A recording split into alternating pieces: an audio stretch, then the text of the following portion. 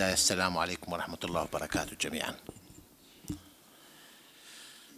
Let me start by thanking the organizers for allowing me to participate in this event and for giving me an opportunity to talk about a topic which I discovered when I came over last year as an ambassador of Iraq to Germany.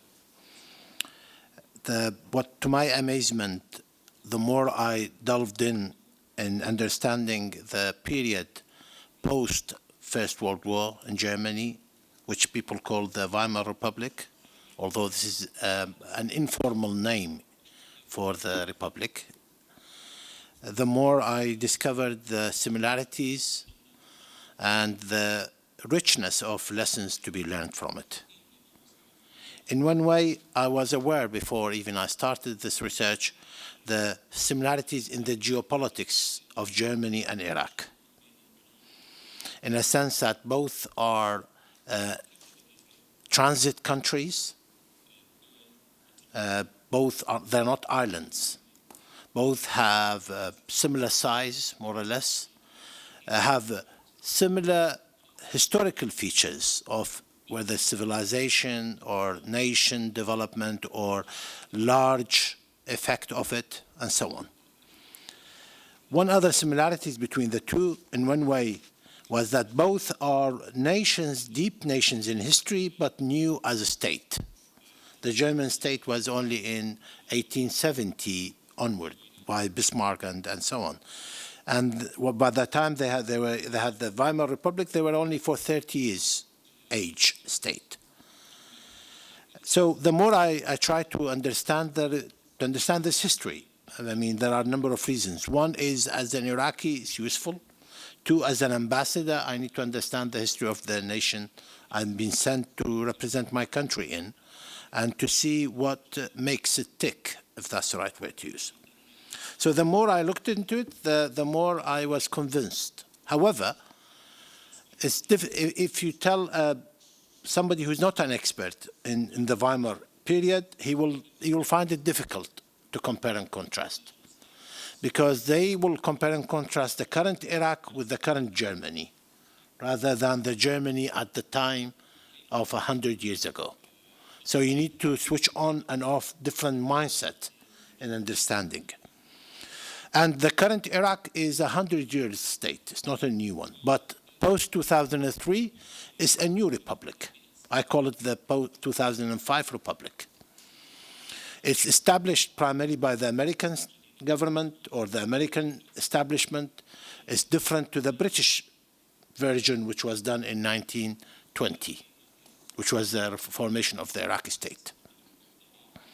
So in my paper, this is the Arabic version, and there is an English version. It's about 50 pages. I tried to look at it mainly as somebody who is familiar with the Iraqi cases. So I don't go and explain a lot about the Iraqi history. And somebody who's not very familiar with the Weimar period. So I tell and describe in details the stages of the Weimar Republic, which was primarily 3 stages. The formation, the period in which thereafter there was a stability of economy and commerce, mainly when the American got involved, something like 1923 onward. But initial phases was one of not just a formation, a period of instability, inflation, high, revolt, all kinds of problems. Then after the crash, the stock market crash in the United States, because of the high dependency of Germany to the state, United States, this was the 3rd phase of this republic. Although on paper, after 1933, the constitution did not change. So on paper, it's the same constitution even during the Hitler period, initial Hitler period at least. But the culture, the procedure, the mindset drastically changed after 1933. Prior to 1933, democracy, formation, consensus politics was the primary driver. But because of the instability in the society collectively after 1929, with the devaluation and other problems Germany faced, the mindset of the people changed dramatically to looking for salvation, i.e. stability, regardless how democratic it is, regardless how constitutional it is or not. That's one aspect. On the other aspect of it is this republic is based on a constitution which is by any standard in 1919, when it was ratified and confirmed in the city or in the state, in the town of Weimar, it was considered as a pioneer constitution, written by the most foremost expert, Max Weber, as well. There was he wrote, and I think he passed away in 21, soon after the formation. So it was a new revolutionary constitution, as much as Iraq constitution in 2005 might be considered as a revolutionary constitution in relation to Iraq, dictatorship, and the region. So please put your mindset moving forward and backwards, like flashback, in using movie terms. It's like you have a flashback and the prequel and the sequel to the situation. So in that sense, in the paper I hope that you guys have looked at it, and if not, please look at it. I tried to compare and contrast the republic, the current Iraq Republic, with the Weimar Republic. I may whiz through this quickly, and maybe in the discussion I go and provide more details, because I just want to define the framework rather than talk about 50 pages exactly what I said.